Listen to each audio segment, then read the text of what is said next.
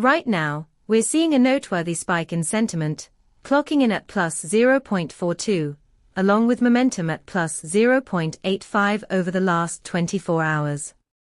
This is significant when you consider it's well above our historical baseline, indicating a shift in market perception.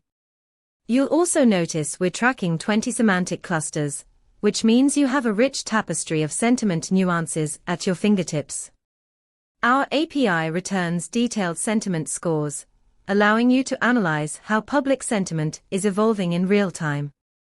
Imagine integrating this data into your trading algorithms to capture emerging trends before they peak.